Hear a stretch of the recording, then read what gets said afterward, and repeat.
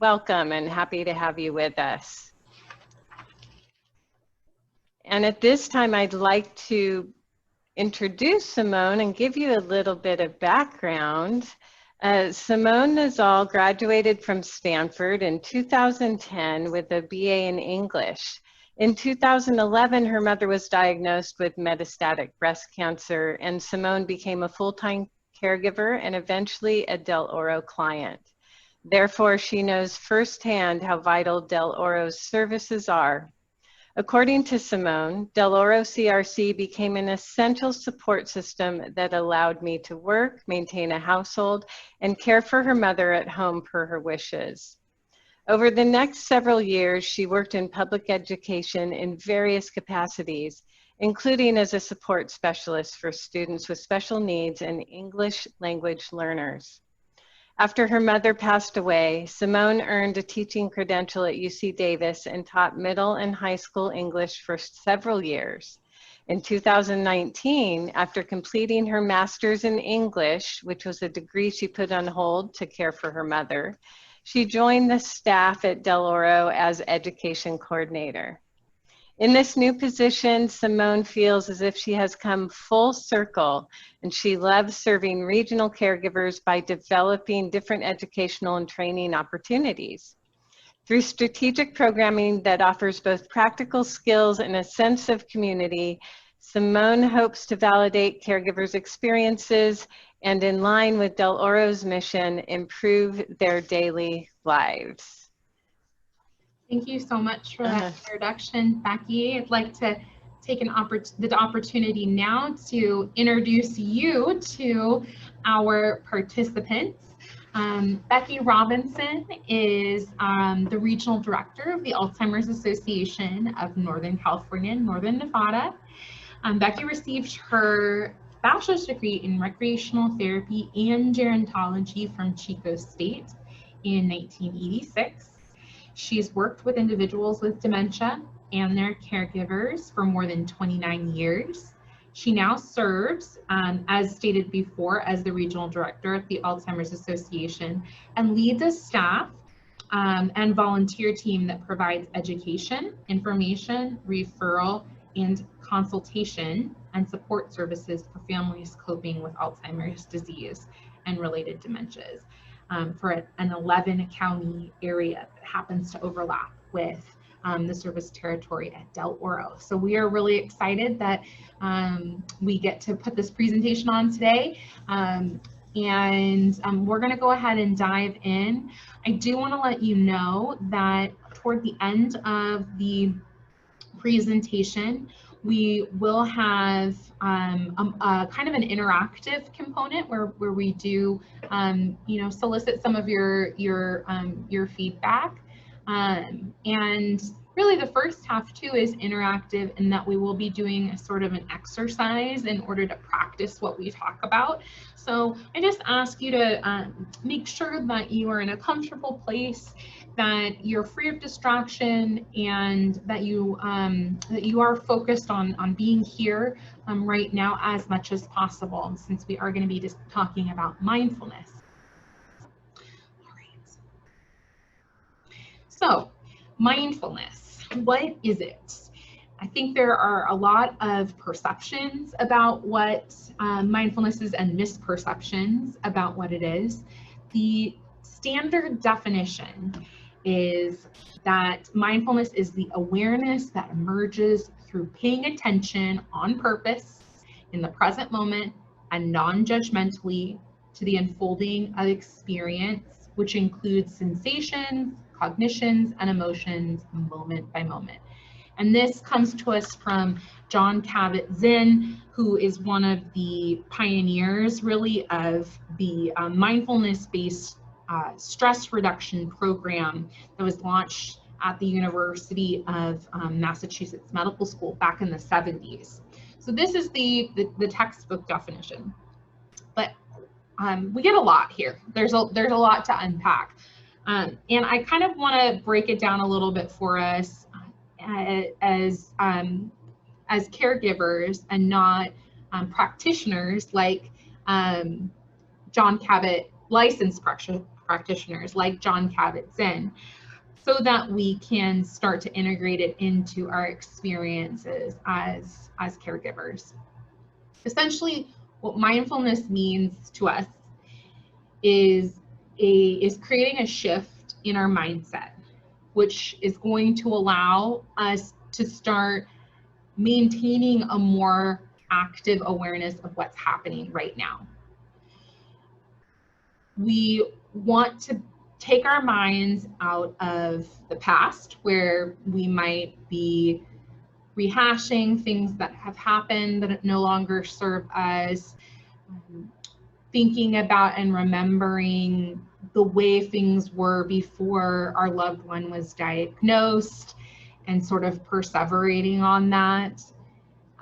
We want to stay away from jumping into the future and worrying about what's going to happen as my loved one continues to decline, what's going to happen when my loved one is no longer here. We want to take those sort of impulses to move either into the past or the future and shift it back into the present, which seems really straightforward, but is actually really difficult to do, strangely enough. We want to do this without judgment. So we want to start experiencing and thinking about our present circumstances without labeling them as good or bad, without thinking about them as negative or positive in a way that's going to make it difficult for us to actually accept what's happening. And when we label things good or bad, it's easier for us to sort of discriminate, to privilege some experiences over others, and not to deal with certain experiences that are unpleasant or uncomfortable. And that's something that mindfulness wants us, again, to shift away from, to shift back into this space where we actually think about what's happening, and we begin to accept what's happening. Now, this last piece about promoting acceptance, I want to make the caveat that I am not an expert in mindfulness. I am a student of mindfulness, in that it is something that I've been practicing in my own life, and I've had the opportunity to work with some practitioners who specifically focus on mindfulness-based care in dementia caregiving. So I've learned things within my role at Del Oro, and I've learned things in my personal life as well. And I know that mindfulness is something that could have helped me immensely when I was taking care of my mother. Unfortunately, I was not in that space, that mindset. And so it was a challenging journey. Thankfully, Del Oro was there to support me and help me. But mindfulness wasn't necessarily something that was as talked about as it is now. When we talk about accepting things as they are, it doesn't mean that, well, we're accepting that like what's happening is great and we're just putting a positive spin on everything and pretending everything's okay. It's not that. It's more about accepting that this is what is happening, not resisting what is reality, and trying to understand what is happening in the present moment as an experience that is part of your larger experience. So not trying to escape it, not trying to deny it, not trying to revise it, but letting it be in our minds. And again, it sounds simple. It's like, well, I can do that, but it's actually quite challenging to do on a regular basis. However, there are so many benefits to mindfulness. Now, various studies have shown that there are psychological benefits to practicing mindfulness and integrating it into your life. One, it helps to improve your mood. I can speak from personal experience. I would often struggle with my mood when I was a caregiver, just because I felt so overwhelmed and so helpless at times. And I know that sort of accepting that what was happening with my mom, the changes that I was seeing, would have sort of given me permission to feel sad, to feel angry, to feel what I was feeling in the moment, but then not to miss out on what was happening, because there were quite a few precious moments that happened while my mom was sick and as she was passing away. And at times I was in the mood and I could participate fully in them, and at other times I was so preoccupied by worrying about what was going to happen or thinking about what had happened that I just couldn't experience the moment. And in the aftermath, I regret that. And I think that I know that it would have helped to improve my mood at the time had I practiced mindfulness more regularly. So that's one psychological benefit. Now, it also helps to regulate emotions. I am sure that if you are a caregiver, if you're a human living in the 21st century and living in 2020 at the moment, you are experiencing a roller coaster of emotions. Being a caregiver and then also having to deal with everything that's happening in our world right now just sort of adds to the emotional turmoil of caregiving. When we focus on the present and we focus on, we really focus upon not judging what's happening, increasing our acceptance, and trying to integrate our experiences, it does help us not to become victims of our own emotional response. I'm not saying that emotions are bad. In fact, I would argue quite the opposite. Emotions are designed to help us understand important things about what's happening to us and where we're at. But we don't want to become so consumed by our sadness that it then becomes, physically manifested as depression. We don't want to become so angry that we're not able to function and relate to other people.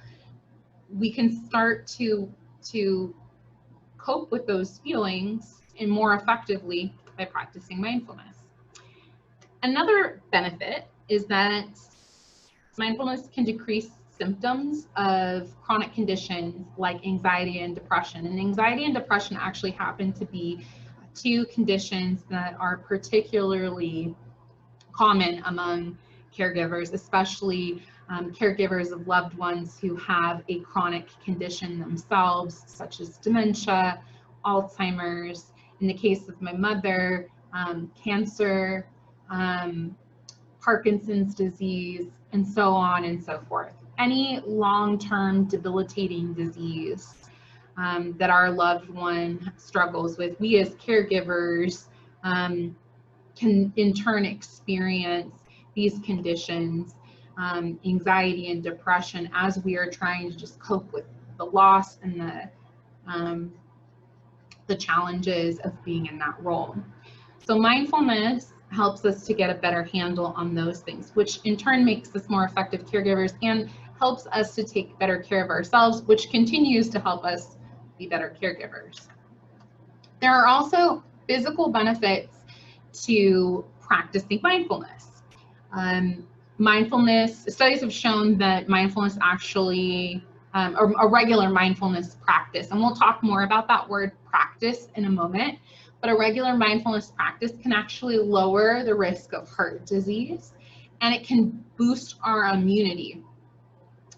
Right now, as we all sort of weather this COVID-19 crisis, our immune systems they're always important, but never before have we recognized just how important our immunity is and how important preserving our immunity as caregivers is while we are facing this pandemic that has afflicted so many people. And so anything that can help our immune system fight off disease better is something that we want to consider, you know, building into our lives as a way to take care of ourselves and then ultimately take care of our loved ones more effectively. Mindfulness can also slow the aging process, which is wonderful news.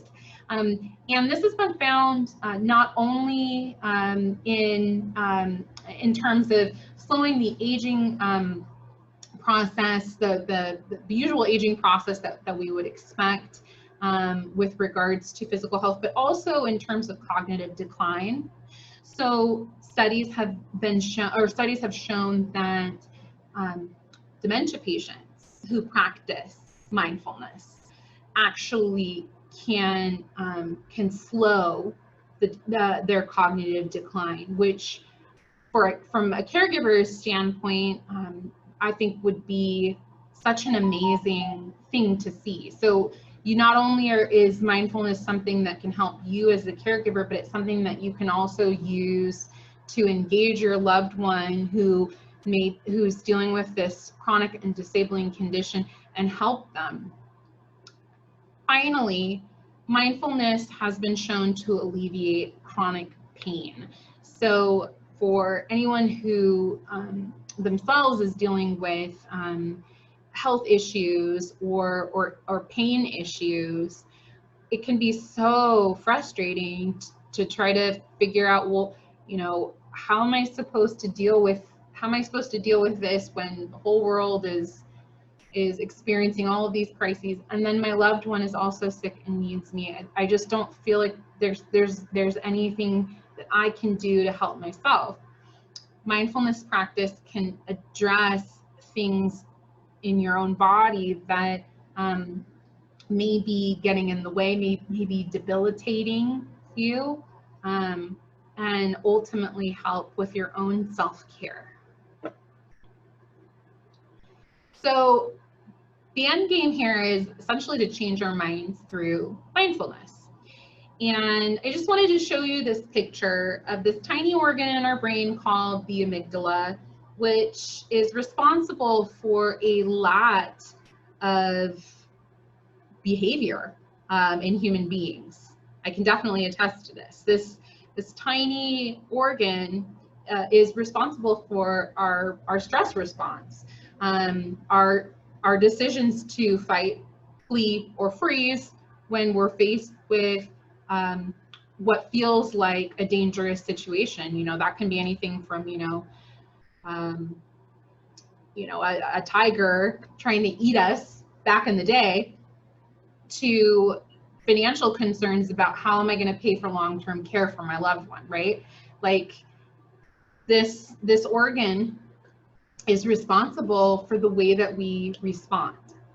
And part of the goal of mindfulness is to move us out of that really small space in our brain that encourages us to be fearful and fearful all the time because we are either remembering something that bothered us, or we're projecting something into the future that could happen that's worrisome.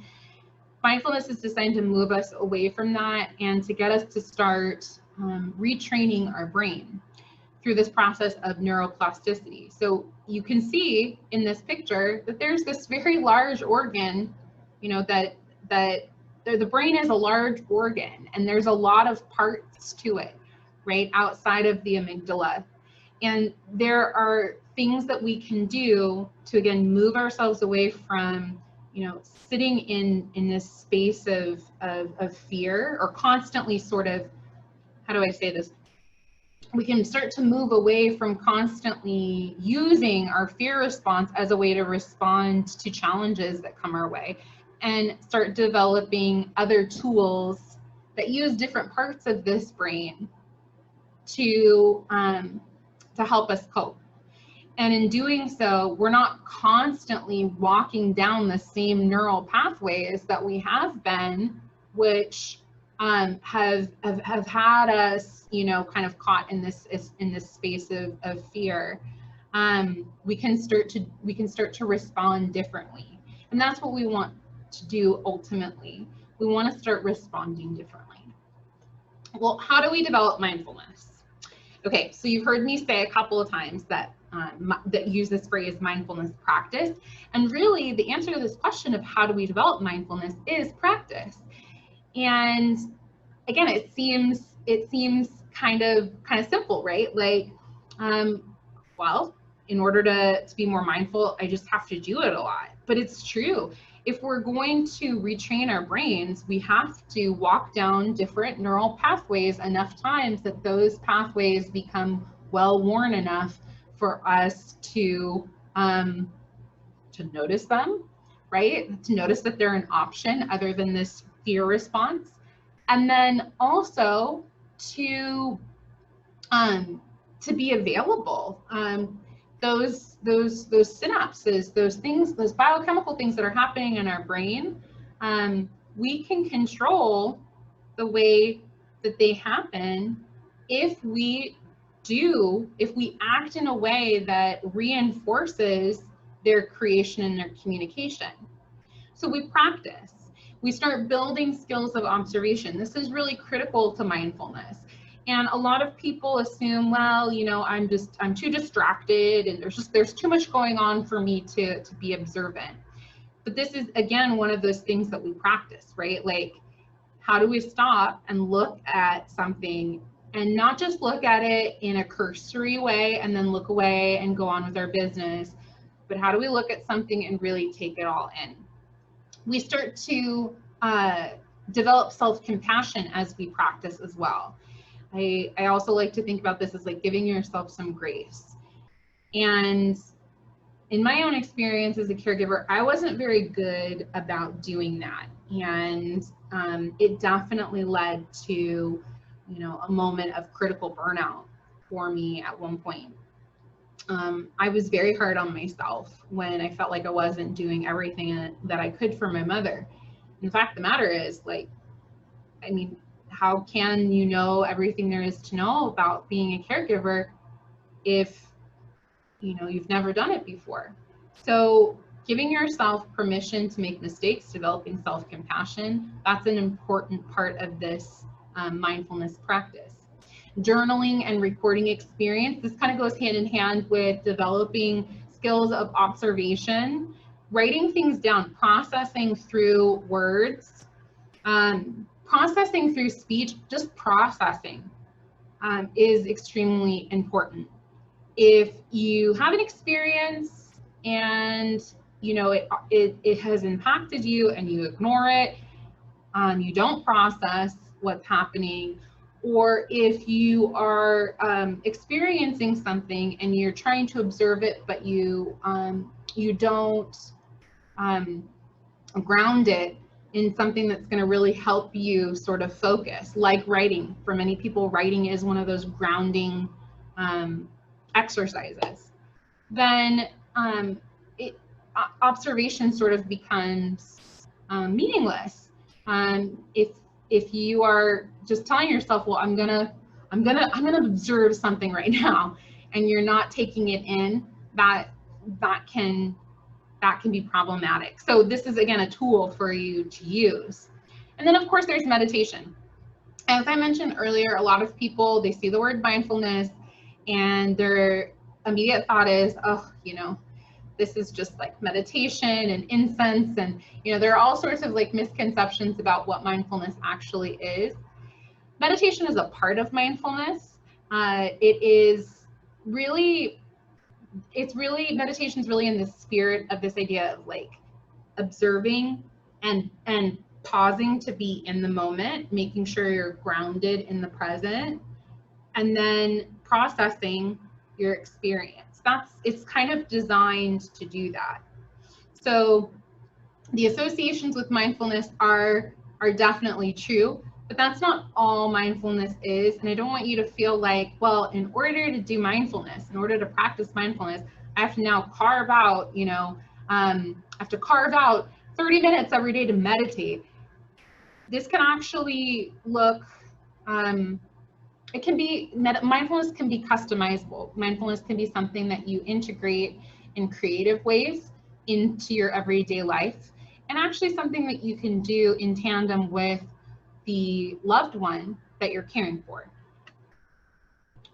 So I do want to try a mindfulness practice.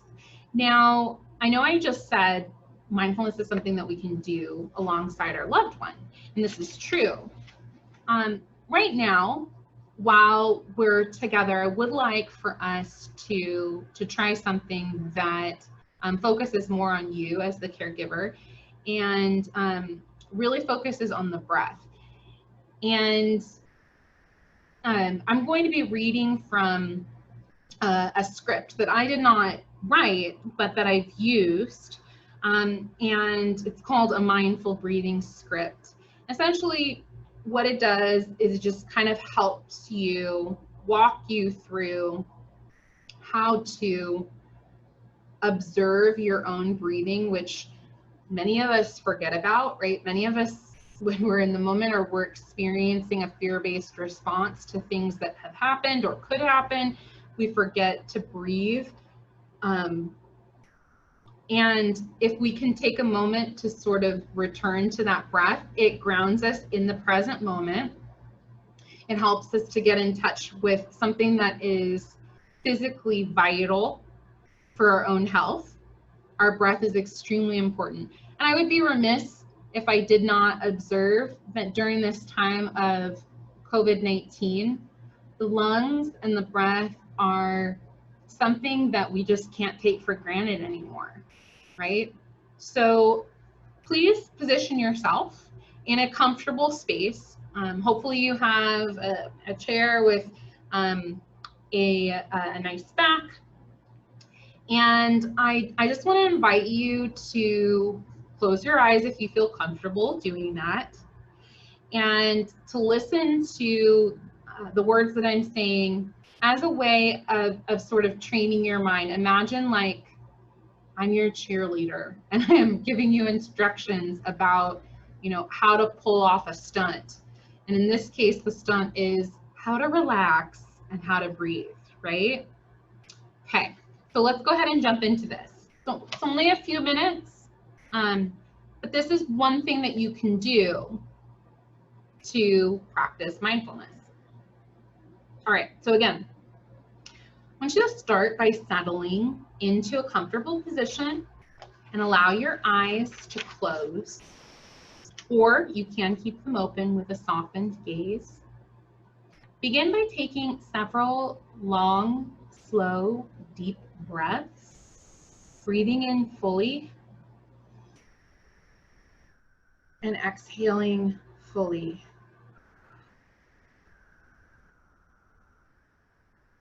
Breathe in through your nose and out through your nose or mouth. Allow your breath to find its own natural rhythm. Bring your full attention to noticing each in-breath as it enters your nostrils, travels down to your lungs, and causes your belly to expand. And notice each out-breath as your belly contracts and air moves up through the lungs, back up through the nostrils or mouth. Invite your full attention to flow with your breath.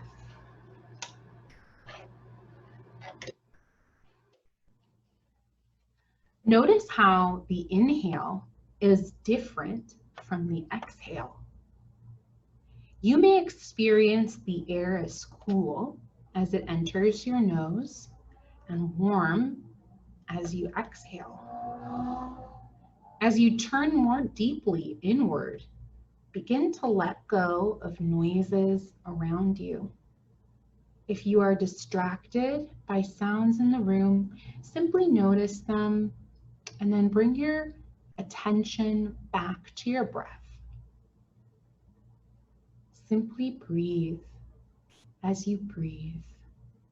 not striving to change anything about your breath. Don't try to control your breath in any way. Observe and accept your experience in this moment without judgment, paying attention to each inhale and exhale.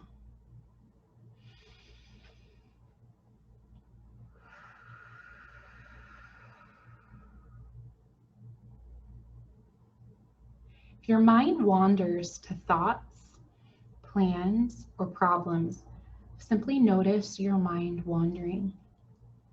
Watch the thoughts as they enter your awareness as neutrally as possible. Then practice letting go of the thought as if it were a leaf floating down a stream. In your mind, place each thought that arises on the breath. Your breath is an anchor you can return to over and over again when you become distracted by thoughts. When you're ready, open your eyes and come back fully alert and awake. The breath is always with you as a refocusing tool to bring you back to the present moment. Set your intention to use this practice throughout your day to help cultivate and strengthen your attention. Okay. So at this point, I'm just going to ask us again to just come back together. And what I hope that you gained from this very, very brief practice of mindfulness was the permission to use your breath as an anchoring tool and to observe your own thoughts. We don't often think about the way we're thinking. We just kind of think, if that makes any sense. And so all of these thoughts flood our mind, all of these worries, these anxieties, and we don't even really think about them or watch them carefully. We just sort of let them take over. What happens if we step back for a little bit and we use the anchor of our breath to actually watch these thoughts in progress? And I also hope that you noticed in this exercise that there's permission for your mind to wander. There shouldn't have been this sense of, oh shoot, you know, my mind is wandering, I'm doing it all wrong, I can't do this, I'm bad at observation. But there should be a sense of self-compassion. Okay, my mind's wandering, I'm distracted, I'm gonna watch that distracted thought, and I wonder why that particular thought is occurring to me when I'm trying to focus on my breath. What is the connection there, right? Try to be curious about your thinking. It's harder than one might think, but the more you do it, the easier it becomes. I want to wrap up this segment of our presentation today by just giving you a few practical ways to practice mindfulness that are related to our current coronavirus situation. And I received this graphic from a website called Mindful. And I really like the fact that it just offers us really concrete ways of practicing mindfulness in our everyday environment. Some may think, oh, well, that breathing exercise was nice, but trying to find 10, 20 minutes to practice my breathing when I'm busy taking care of my loved one, how am I going to do that? And that's a reasonable concern.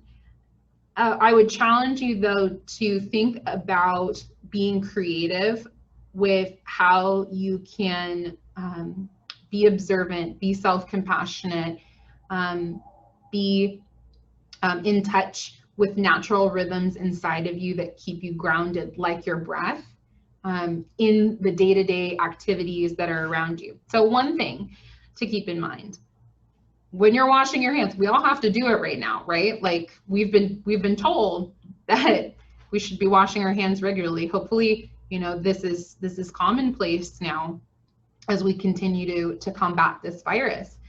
But washing your hands doesn't have to be this experience that's completely devoid of any sort of joy or pleasure. It doesn't have to be another thing that I have to do.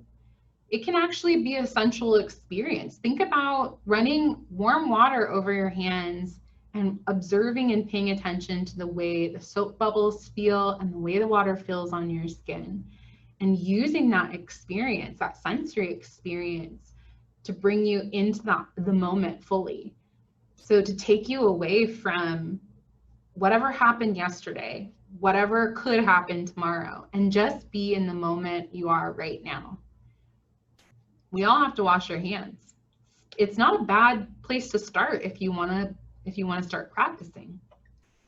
Another thing to consider is thinking about or being mindful of how often you touch your face. Like even within this presentation, I've been very mindful of like how many times I've touched my glasses.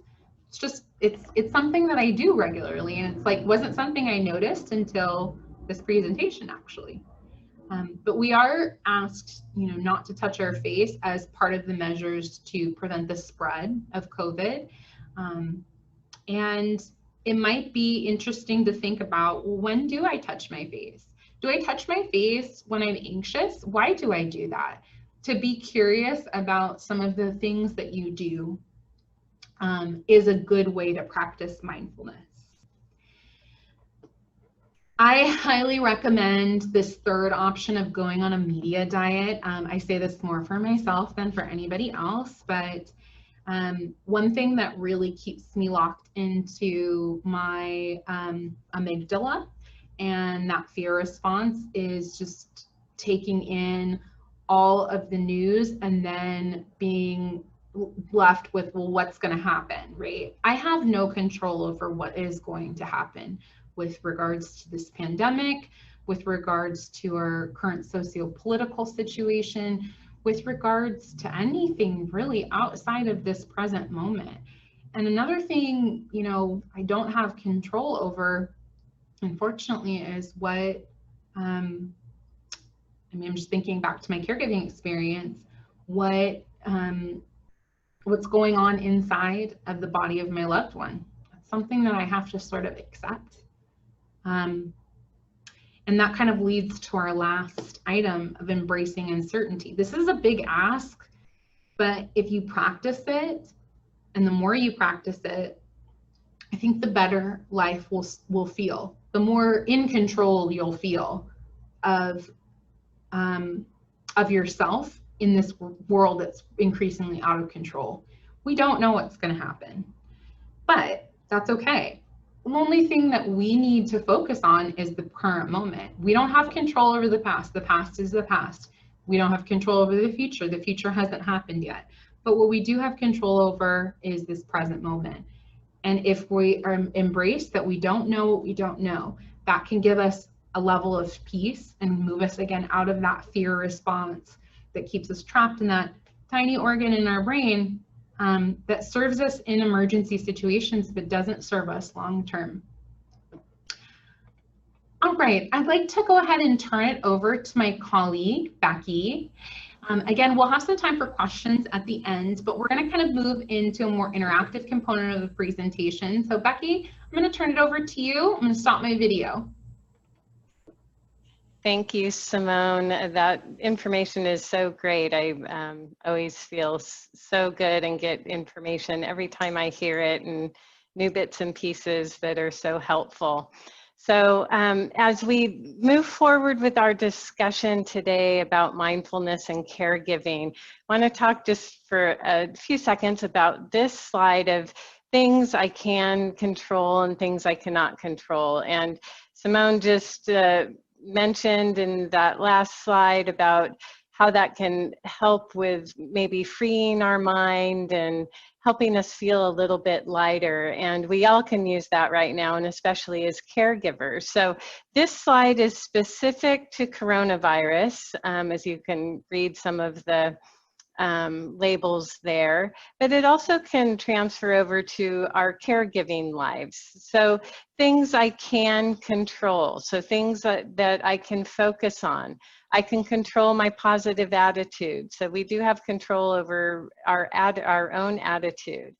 I have control over social distancing. I can control my kindness and grace. That's a good one. I can control finding fun things to do at home. So these are some things that we can focus on, and when we're practicing those mindfulness techniques that Simone has shared with us, this can be another tool, another guide that we can use as we're practicing all of those mindfulness exercises and information that we've heard so far. So things that I cannot control, so I can let go of these things. Things like the actions of others, other people's motives, predicting what will happen. Again, those can be some things that we can be specific to coronavirus, but they also can transfer over to our caregiving lives. And those are difficult things, and to reiterate what Simone has mentioned early on is that it takes practice. It takes practice for us to be mindful of these things, and how wonderful it feels when we're able to let go as a caregiver of not worrying about what other people's motives are. When we're able to do that, it's not always easy, just using that one as an example. We might have family members that could be difficult, but when we're practicing these mindfulness tips, it can be so freeing to be able to let go of some of these thoughts, and then we have more energy for ourselves and for our loved one that we're taking care of. So this is a good guide to keep in mind for right now during coronavirus and as a caregiver. So we'll move to the next slide. So what we'd like to do right now, and I think there's 4 of you, is we're going to have a little bit of discussion and get everyone's input here on what we'd like to discuss first. Is that first bullet point is what was challenging about your caregiving role and your caregiving situation before coronavirus. And within that discussion, we'd like to incorporate some thoughts that you may have, as they maybe you're just now thinking of them, as we explore that idea of what did I have control over, what did I not have control of. So when we're discussing the challenges that we had before coronavirus, what did we have control of, and what did I not have control of? Simone, do we want to just do this as one group rather than a breakout session? It's up to you, Becky. Do you think it would be better if we just sort of open it up? I think that would be great, yes. Okay, we'll go ahead and do that. So anybody have any input about what was challenging about caregiving situation before coronavirus? You can put it in the chat if you'd like. We are watching our time, so we'll be careful if people want to unmute, but we have to be mindful of our time. So using the chat is probably the best way to go. So any ideas on challenges about caregiving situations before coronavirus, and anybody want to share? If you'd rather share verbally, we can do that. You can unmute your microphone. Becky, if it's all right, this is Simone speaking. I'll go ahead and get us started with one thing that I've observed. And again, I encourage any of our participants to jump in with their reflections as well. One thing that was challenging about caregiving when I was serving as my mother's primary caregiver was just the decline that I was watching. It felt like there was this change. There were these changes that were happening in this person that I loved, and they were unstoppable. To illustrate, I came home one day after having been gone for a business trip, and my mom had been with a respite caregiver, and she had declined to the point where she could no longer walk and was wheelchair bound.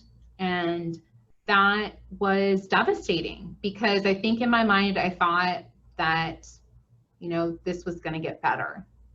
So that was very challenging to watch this decline. And I think I recognize now I had no control over that decline, over the progression of the disease. But what I did have control over were my expectations about it. And I had the expectation, I think, that she would get better, right? That if I just was a good enough caregiver, I could make her better. So that's one thing I wanted to share with the group. It looks like in our chat, Kathy noted that before, you know, I'm assuming BC, before coronavirus, I could get away, but now there is more isolation. This is definitely a good observation. I actually think that fits really nicely with this second question here too, what new challenges we face. Yes. Yeah. Yes. The isolation, and I know for many caregivers before coronavirus, maybe there was some feeling of isolation, and absolutely for many caregivers, now that we're in coronavirus during this time, that there's more isolation. Do you want to expand at all on that, Kathy, of within the conversation that we've been having, of if you feel anything you're observing or coming up with that you have control over, or what you don't have control of within that feeling?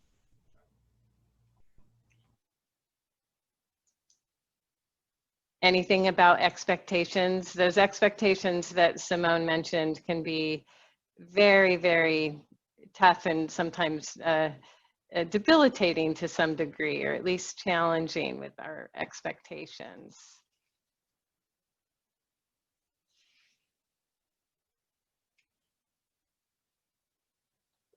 Okay, so looks like Marilyn added to the conversation, going out, how to be safe. Others we see, are they safe? So looks like that's in discussion about current times during coronavirus and concern about how to be safe. And so I'm assuming for you, Marilyn, that's something that you feel you don't have control over.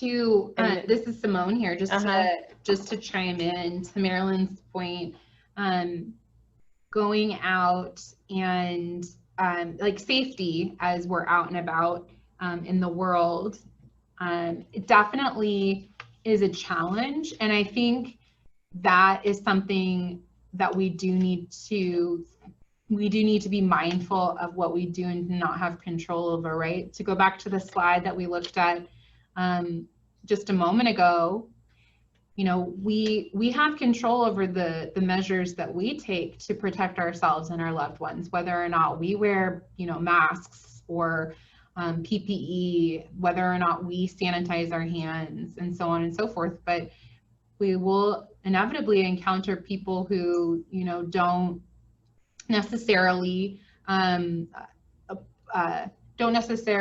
protect themselves in the same ways that we do, or go to the same measures that we do, and we don't have control over that.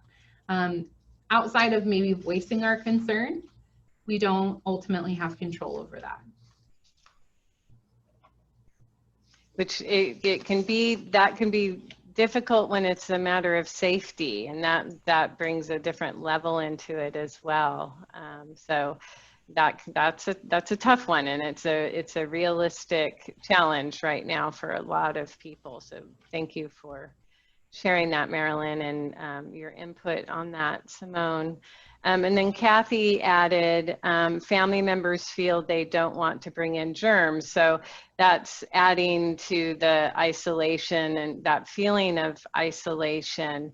And I'm wondering, Kathy, and again, that can be a safety issue. So I'm guessing that there's probably mixed reactions that you might have in regards to that of, and I can only guess here, that there might be some appreciation that at least family members are being aware and trying to be safe and cognizant.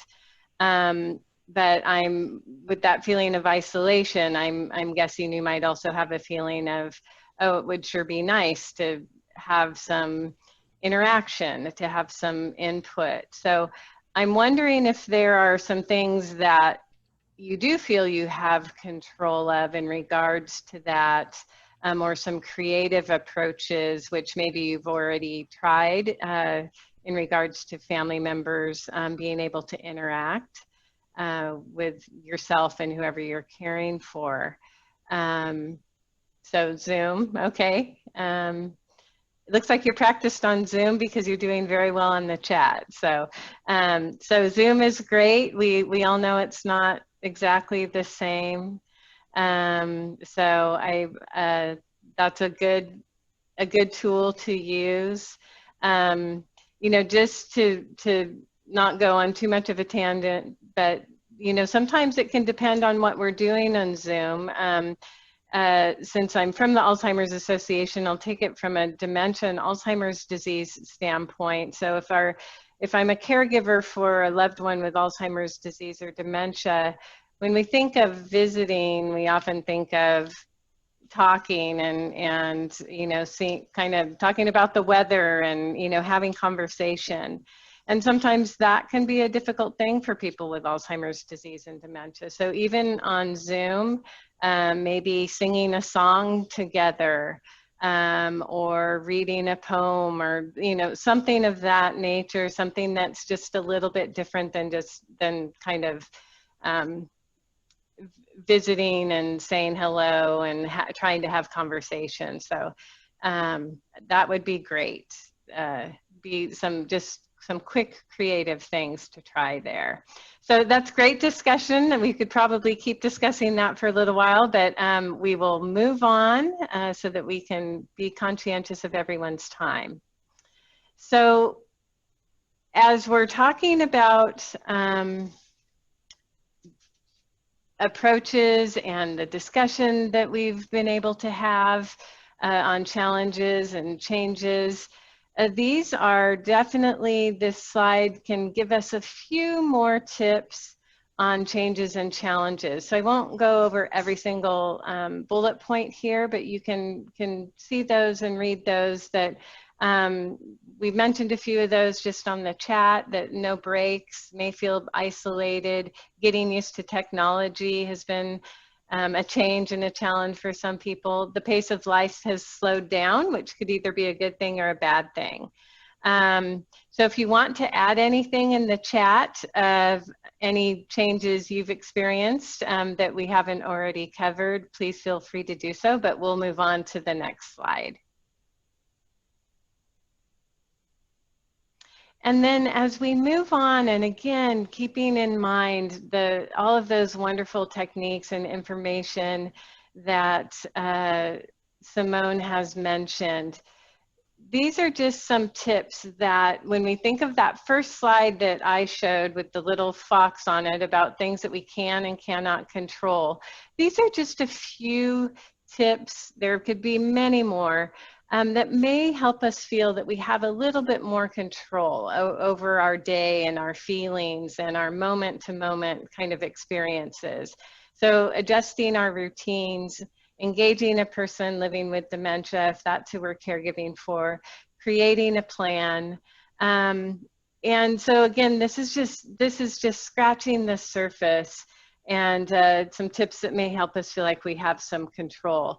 And, you know, one of the things to keep in mind as being a caregiver with some of these things is that they're not always stagnant, and they aren't always mutually exclusive. For example, one caregiver tip that a caregiver gave me, that how they're able to be mindful and just try to stay present and peaceful, is that they make sure they have a plan, and they also stay flexible. So that's kind of both things in one there. So we will move to the next slide.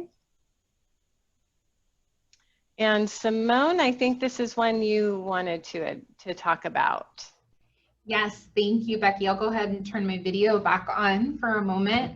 I just wanted to make a quick plug for a couple of resources. Becky, thank you for leading us in that discussion and just giving us some solid tips. I think the feedback you got from your client about like both having a plan and then being flexible is great, because it gives you a sense of control on the one hand that you have a plan, but it also gives you a sense of control to know that you can adapt, right? There are two things that I want to bring to your attention now. One is called the Presence Care Project, and you'll see the URL. The Presence Care Project is an organization with which Del Oro has worked in the past to offer some workshops on mindfulness-based dementia care. And they have some really great resources, including some guided meditations and some exercises for caregivers that you can do on your own or in tandem with your loved one, that can be really helpful for developing and practicing mindfulness. A book that could be useful at this point, that also comes out of the Presence Care Project, their team, is this book called Caring for a Loved One with Dementia, a mindfulness-based guide for reducing stress and making the best of your journey together. I would recommend checking both of these out if you have some time. But Becky and I just want to take a moment to make plugs for our individual organizations. And again, if you have any questions for us, pop those into the chat, and we'll circle back to this Q&A. Okay. So Becky, I'm going to turn it over to you again. Okay, thank you, Simone, and that's a great idea and great approach. Thank you. So as mentioned at the beginning, I am the Regional Director for the Alzheimer's Association for the North Valley area, and the Alzheimer's Association provides care and support to those affected, for caregivers, individuals with Alzheimer's disease. We educate and raise awareness to grow understanding, and we provide free education programs for caregivers and individuals living with the disease. So we do much more than those 3 bullet points, but those are really important and primary to what the Alzheimer's Association is all about. At the bottom there is our 24-hour, 7-day-a-week helpline, where we have licensed clinical social workers available to give information or help with questions that caregivers or individuals may have. And then also our website there that's listed there is a wonderful, wonderful resource for information if you are interested or have questions, or if you're a caregiver for a loved one with Alzheimer's disease. So thank you very much. Thank you for that, Becky. Just a quick plug for Del Oro. Del Oro Caregiver Resource Center has been around for over 30 years, and we're actually part of a system of 11 caregiver resource centers across the state of California. Our mission is to improve the well-being of family caregivers by providing support throughout the caregiving process. One of the ways that we do that is by providing educational opportunities like today's workshop. We also provide other essential services for unpaid family caregivers that include informational referral, support groups, and care management and case management, legal consultation, and short-term counseling. The bread and butter of our CRC, our Caregiver Resource Center, is our respite program. We know how hard it is to be a caregiver, and we want to be able to provide you with the opportunity for your loved one to be taken care of so that you can take care of yourself as well. If you're in need of our services, of any of the services that I've outlined before, please give us a call at the number you see listed here. You can also visit our website or follow us on social media. We welcome your questions and would love to get you the support you need. I can vouch for Del Oro. I was formerly a client long before I started working here, and it saved my life. So please let us know how we can support you.